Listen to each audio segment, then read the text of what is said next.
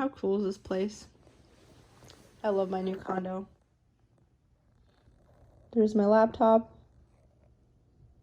There's me. What's up? Alright, so I started recording a whole video and it got deleted. Well, chilly. So, this video is about how I got hired and fired at Fox News. First of all, I had applied to work at Fox News years earlier, and I had applied to like every single one of their positions. And they never accepted because who was I? I was a nobody. I mean, but I wasn't really a nobody. I had a lot of experience working in media by then. You know, I had worked at multiple like conservative media outlets. I worked at IJR. I was the editor, the contributors editor at the Washington Examiner's campus paper. I was the first person who brought profit to Daily Wire.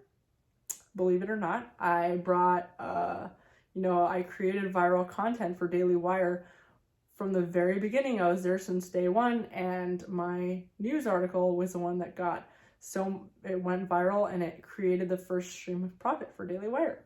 And, there's a lot. I was editor of a campus newspaper at my school, at UCLA. And I had done a lot of work for like Campus Reform and Leadership Institute. And the list goes on and on. I had done a lot of things as part of conservative media. It started with working for Ben Shapiro, and it became like a whole like domino effect. But anyway, there's my resume for conservative media, which I will never, I guess, go back to getting a job for. But, because I'm in real estate now. But I was trying really hard. At some point in DC, like probably by 2018, was when I was trying really hard to get out of conservative media. And the reason for that, despite having all this like sway in conservative media and all this experience, the reason why I wanted to get out of it so badly was because I wanted to make money. And I also felt really pigeonholed, and I felt like I'm an artist by nature, and I'm a communicator at heart, and like I didn't feel like I was being able to express myself in the way that was me and myself. And like, politics is cool and interesting, but it's not the thing that I'm passionate about. The thing that I'm passionate about the most is self-development and like diary like feelings, like kind of like basically what I talk about on this channel, which is literally just, it's throwing spaghetti at the wall. It seems like it, but the more I do it, the more I realize what my brand is, and it's really just me talking about my feelings and like self-development. So, anyway, I was trying to get out of working in conservative media. I was trying to get into real estate. Even since 2018, actually the end of 2017 is when I started doing rental arbitrage, and I'll make a video about it if you guys don't know what that is. But I started doing my mini real estate in 2017, and because that was like my goal in life, was to become rich off of real estate. And I barely knew anything about real estate, but that was what I wanted to do. And then, I went to work at a restaurant, and really shitty pay, really shitty lifestyle. I talk about this in my other videos, like just a really shitty restaurant job with a lefty manager who hated me, hated my guts, and was always just being really nasty to me and making fun of me and making fun of my diary posts. Like she was actually really nasty about it looking back, and I can't believe I put up with it for so long. But I was just surrounded by those kind of people. They were like very lefty and very entitled to treat people like shit just because of my background, because of the places I worked at. So just awful people. I hate them. I hate them. Anyway, I will try not to get too emotional over this. But anyway, I was working a job that I hated because I needed to make money. And because I was doing this career change, and it was barely paying my rent. And anyway, out of the blue, I get an email from Fox News saying that they want me to work for them, and they want me to work for Laura Ingram's nighttime show. It was her primetime show, and she was getting the most views on any primetime TV show in the world. And I was like, holy moly, is this real? And they were like, yeah, this is real. This is Fox. Like, it was real. So, obviously I took the offer, and I took whatever they offered me, the pay, which was it was not really that great, actually, but it was better than the restaurant, but it was still not that great. And looking back, like, dang, I barely made any money in DC, and all the money I made went to rent, and and some went to food. And that kept me from drinking too much because it was just so expensive to drink. And so all the drinking I did was usually other people buying me drinks. But anyway, I take this job working at Fox News, and I'm so excited about it. Not getting paid like nearly what I should be getting paid, nearly what I should have asked for. But of course, I didn't negotiate my salary because I was so excited about it. So, I remember my mom called me and she's like, so how much are you getting paid at Fox? And I told her I added like 10 or 15K more than I was actually making, just because I didn't want to be embarrassed in front of my mom. And she was like, that's it? You're only making that much? That's nothing. And I remember thinking to myself, like, dude, you have no idea. I am not making this much. I'm making less. And so anyway, I didn't negotiate. I just took a job, very excited. And the whole time while I was at Fox, I was like geeking out over being at Fox. And I was like so into the fact that I was working at Fox. And all my friends were so into the fact that I was working there. And I mean, not all of them, actually. A bunch of my friends defriended me on Facebook and just totally like stopped talking to me because of it. They were like, how could you work at Fox News? And I'm just like, dude, like, do you know about the places I worked at before? Because Fox is like more mainstream, actually. But anyway, so all these people like were like, whoa, Parnas works at Fox News, and it was a whole thing, and I felt so cool over it. I got a bunch of extra followers over it because I put Fox News in my bio, and I was like, crushing the street cred over it. And I had, because I was like the associate producer, but I was also like the script writer, so I was like, the person writing the scripts for Laura Ingram's teleprompter. And I was like, look at me, bitches, I'm so cool. So I spent the whole time there not only using it to get street cred, which I did. I got plenty of street cred, and all the people that weren't talking to me while I was working at the restaurant were suddenly my best friend, and I loved it. And so while I was there, I didn't really enjoy the actual job so much because it was a little boring, and we were in this like room in the back, like my office. It had my name on it, and it felt cool and prestigious. But ultimately, it was like a cold, dark office. My desk was all the way in the corner in front of the wall, and I'm like sitting and writing monologues, writing, Laura's monologues, which are cool and exciting. And I'm doing this whole cool, exciting thing, staring at the wall. And like, I would ask my boss, the executive producer, like, would it be okay if I just like wrote the monologues on my laptop across the street and then like came back and put it in the system, like just somewhere that is not so cold and dark. And like, it was filled with girls that were like the bookers and schedulers, the girls that worked in the office. And they were all like these very generic, like white girls, which is fine. But like, they didn't want to talk to me. Like, I don't think they liked me, or maybe they just thought I was weird, or maybe they just were all so close with each other that they didn't notice me. But like, I really didn't fit in. I really stuck out like a sore thumb. I was like, hi guys. And I would like try, and they would have these conversations together. Like, they would all sit around in a circle and they would gossip about everything that was happening in the office. And like, I would be there sitting in the corner, and like, I would like, try to like pop in and like be part of the conversation, but they would just like look at me like, who's this weirdo? Like, why is she, and I knew because they would sit there and gossip about everybody, and they would gossip about like every new person that came, like, ew, what is wrong with her? Why does she look like that? We shouldn't like, and then like, you know, and everybody would have to like agree with the person who was dunking on the new person. So I could tell that they were probably talking about me too, because everybody looked like almost afraid to like acknowledge me whenever I would like try to like sort of pop in the circle or whatever. They would just like all kind of like stare at me like, what is wrong with her?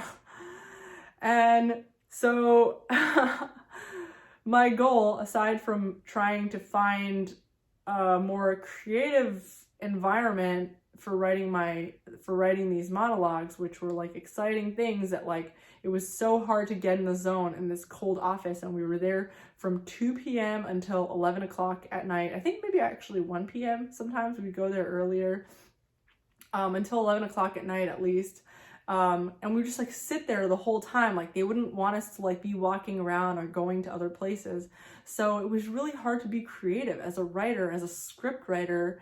You know, you're writing a monologue, you're writing something that's supposed to be animated and fun, and it's supposed to be on TV. And like, it's really, I don't know how other people were doing it, but for me, it was really hard to like get in the zone and get excited about this and create something that was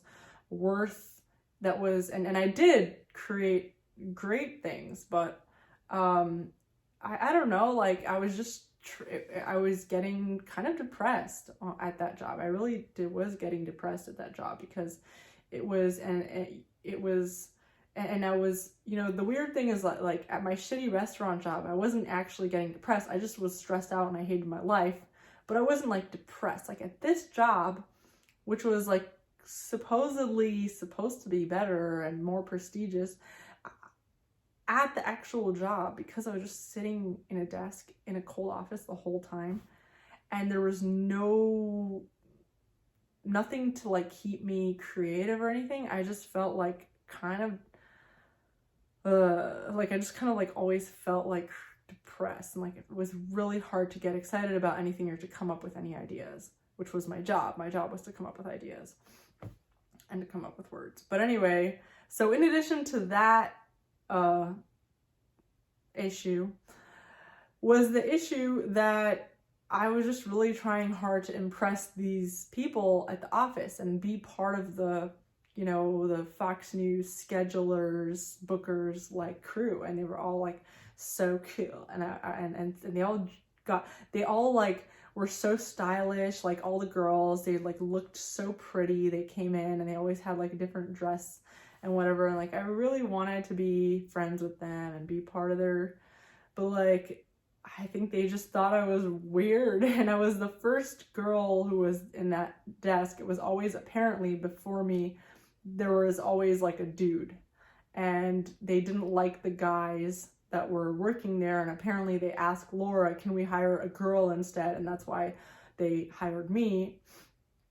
But I don't think they liked me either.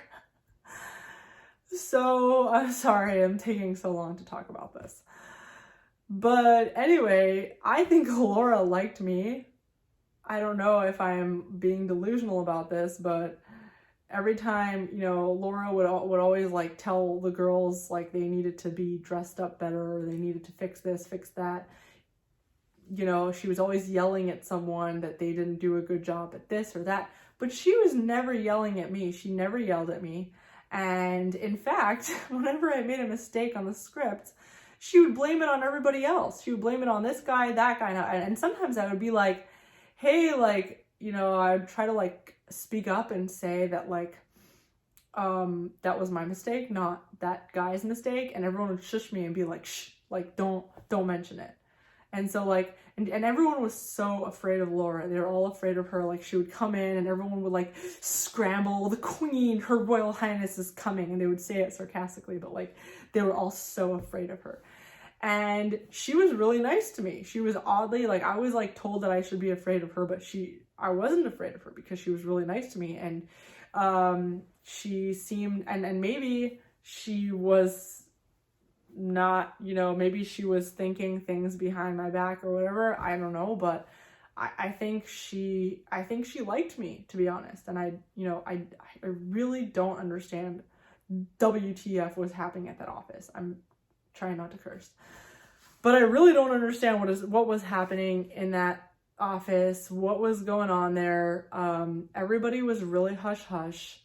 The executive producer like never told me what was going on, and I really felt out of the loop. And the harder I tried to like be part of people's conversations and be part of the loop, the more I felt like they kept me out. And I remember they were always gossiping about Megyn Kelly. Megyn Kelly left. She thought she was too cool for us, and she went and she worked for NBC News, and then she got fired from NBC News for making this conversation that she had about blackface, and haha, suits her right. So they all like didn't like Megyn Kelly because Megyn Kelly like left Fox and was like this snob.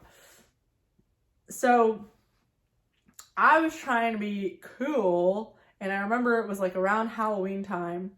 I was going to a Halloween party. I was about to go to a Halloween party but anyway, it was like around Halloween time. And every night before bed, I used to put a charcoal face mask on before going to bed. And it was just like part of my skincare routine. And so one night I had my face mask on, and I thought it would be funny, so I had a blonde wig at my home, in my apartment, and I just like put the wig on and like made it look short, and I had the charcoal face mask on, and it was really funny. I thought it was really funny, and I sent it to some of my friends, and I put the caption, "Happy Halloween for Megyn Kelly," because, you know, to allude to the joke, or she didn't make a joke, but she made a comment and then she got fired. So I made that, you know, sent it to them, and they were like, happy Halloween for Megyn Kelly, and they thought it was hilarious. And I was like, oh my god, this would be the perfect bonding joke for my colleagues at Fox. So I made a group chat with like two of the girls. I think it was two of the girls. One was like, you know, one was Laura's assistant, and the other one was just like a scheduler.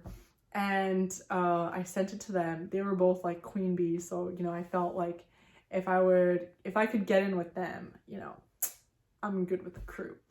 And another thing is, like, I'm not being like silly and frivolous by trying to get in with this group. I knew that they had sway at the office. I knew people listened to them, and I knew that if you wanted to get your ass kicked, if you wanted to get fired, you get on their bad side. So I was trying really hard to get on their good side, not just because I was being petty and I wanted to be popular, but like I wanted to keep my job. I was so excited about it, and I was like constantly trying to see like what I could do. No one would share anything with me. But anyway, so I sent this group chat. I sent them this picture of myself with the charcoal face mask and the blonde wig, and happy Halloween for Megyn Kelly. All right. So they didn't think it was funny. And they like barely even responded to it. And then the next day, I come to the office, and I'm like, you know, going to sit at my desk, and I get a message from, or I get a call from HR, and they're like, hi, we need you to come to the office. And I'm like, okay, this is cool. Like, you know, it's been a few months, you know, it's towards the end of the year. I'm thinking that I'm probably getting a promotion, because what else would they want from me? Because I'm totally kicking ass at this job, right? So I go to the HR, and they're like, we need your key card. And I'm like, okay, like, is something wrong with my key card? And so, you know, I go back to the office, I get my key card, and I give it to the lady, and then she keeps it. And I'm like, should I come back and get it from you? And she's like, no. And then in walks my boss, the executive producer, who that morning took the train down from New York City to come and be with me at that meeting. And I was like, oh my God, what is happening? And he's staring at me and then staring at the floor and staring at me and staring at the floor and staring at the lady and like barely like looking at me. And she goes, as of today, you are no longer, or, you know, she made it really official sounding. As of today, you are no longer an employee at Fox News Channel. And I was like, what? And I really didn't understand. I really didn't understand what was happening. And I was like kind of in shock. And then, and then my boss, the executive producer, kept saying, I'm sorry, I'm sorry, I'm sorry, I'm sorry. And like, I was like, I don't know what's going on. Like, I didn't even ask for an explanation. I was just like, I didn't even ask for an explanation. I didn't even cry. I was like, wait, so like, should I finish the script that I'm working on for tonight? And the HR lady was like, very firmly like, no, drop everything that you're doing and collect your things and immediately, and I will escort you out of the office. And I was like, okay, like, is it okay if we go from the back? Because I'm kind of embarrassed and like, I want to, you know, I'm kind of excited about my friends that I made here, which I didn't make any friends there. Like, I made like maybe 2 friends, but not really. Like, everyone there was really cold with me, to be honest, you know, and I don't think it was on purpose. Everyone just seemed so afraid of like their own skin at that job because it was a corporate office and everyone was afraid of losing their job. But anyway, so I was like, can I at least be escorted from the back so no one should notice? And she was like, no, we have to go from the front.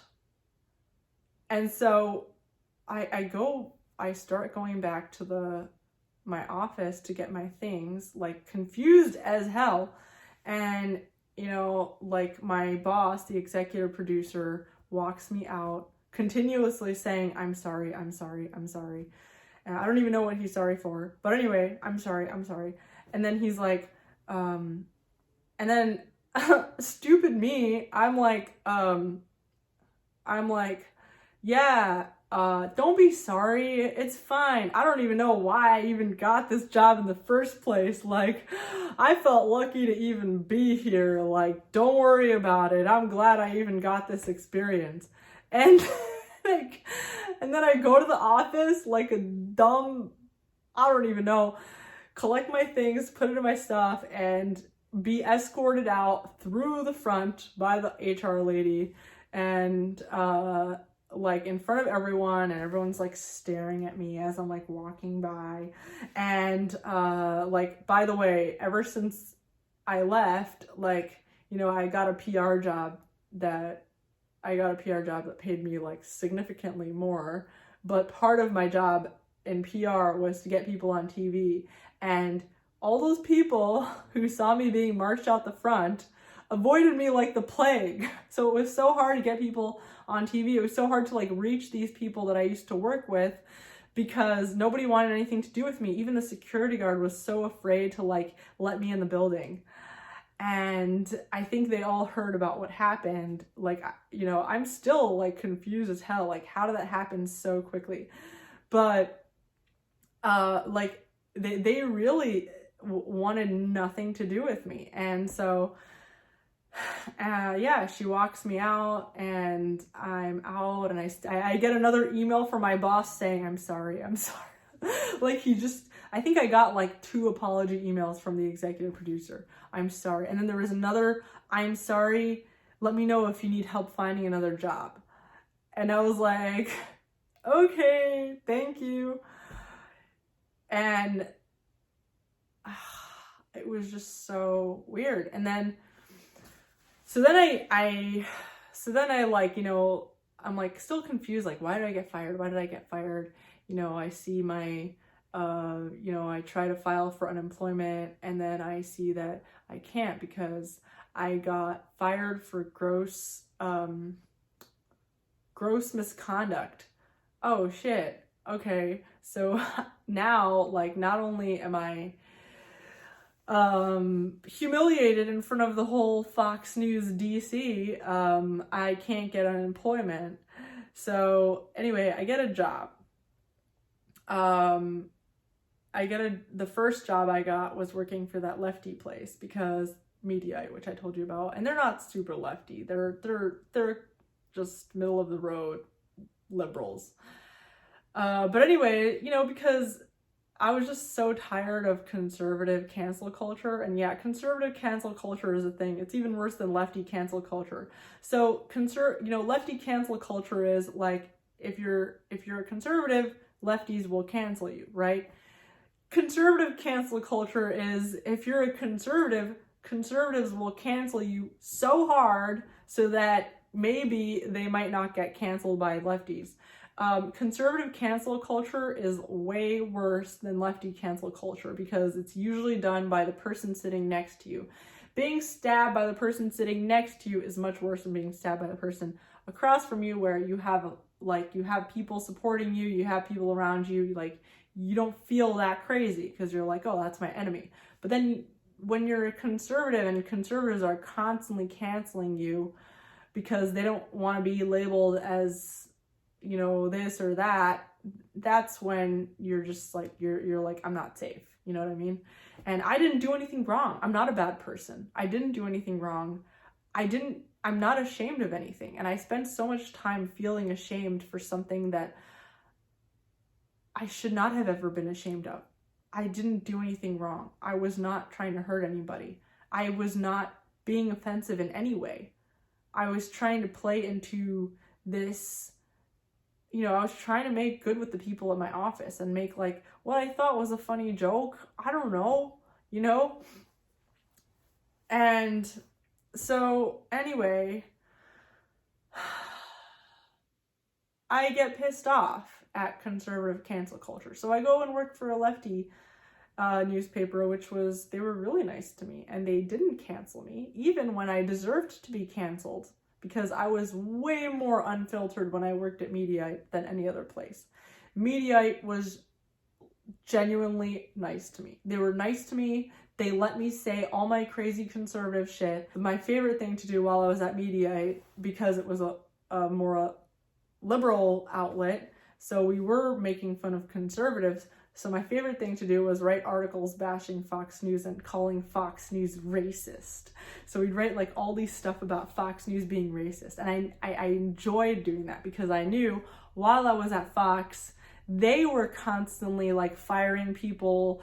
They were constantly throwing conservatives under the bus and calling everybody they could possibly call racist, doing that to as many people as possible, because they're a corporate news outlet that is so concerned with their image, and they're so concerned with not being called racist, that they'll go hard at anybody, and they won't go after the racists. They will just go after easy targets and just call as many people as they can racist, so that they should seem fine. But anyway, I'm just totally rambling. My favorite thing to do at Mediaite was to make fun of Fox News and write news articles about them being racist, this, racist, that.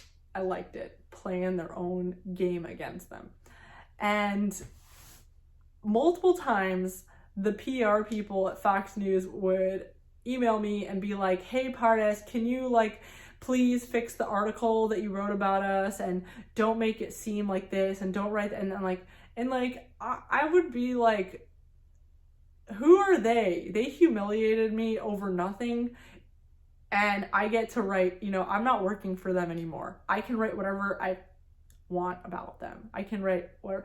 And the only reason I would even fix some of those articles to make it less bad about Fox was because my boss was like, oh, they're reaching out to us, we should be nice to them, whatever.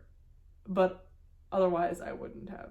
I really hate the people who made me feel like a bad person for no reason. I didn't even understand what racist meant. I love people. I genuinely care about people. I was probably the darkest person at that office now that I think about it. Everybody there was whiter than my eyeballs.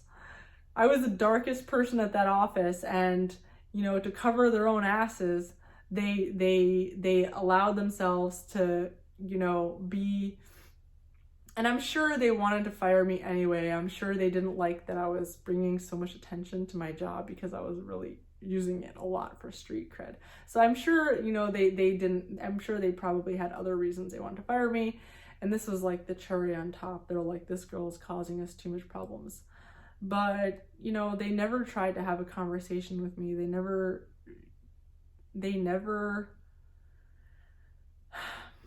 there was no communication really, you know. I just really felt treated like shit. And they had a blacklist, as I said in my other video about Fox. They had a blacklist for people that were not allowed to come on their shows, and all the people on that blacklist were conservatives. You know, they were all right-wing people. And because Fox News is so obsessed with not being called crazy right-wing, racist, bigots, this, that, so they try to like have a monopoly over, you know, conservative mainstream news. But like, they're just corporate news outlet. Really didn't understand this world, and I kind of fell into it.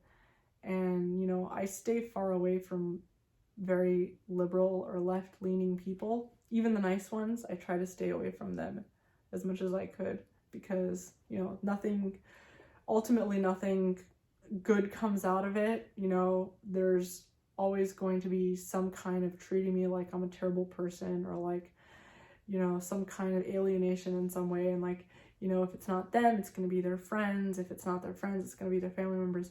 Like, I don't want to be near any of that, and I don't have to be, you know. Like, I'd rather be in my own bubble of people that like treat me the way that I deserve, you know. And there's plenty of those people. But the worst people are the people that pretend to be, you know, pro free speech and pro some kind of speech tolerance, or, you know, conservative or whatever, and just to save their own face, they throw other conservatives under the bus and try to make, you know, and I'm not even a conservative, but, you know, I was just there. I was just a person who was there, and, you know, fuck them. You know, I was never a political person. I just kind of fell into this and became pigeonholed because of Fox and because of all these like people that like never had my back. Except Ben Shapiro. Ben always had my back. He was always a good boss. But none of these other conservatives ever had my back. You know, I became pigeonholed for them. They didn't do anything for me back. But anyway, it doesn't matter, because now I'm in real estate and I got my own YouTube channel, and I get to like talk about whatever I want, and like it's really therapeutic, and for some reason you guys listen, so thanks. Haha. And I'm just gonna keep doing it because I like it and it makes me happy. Woo!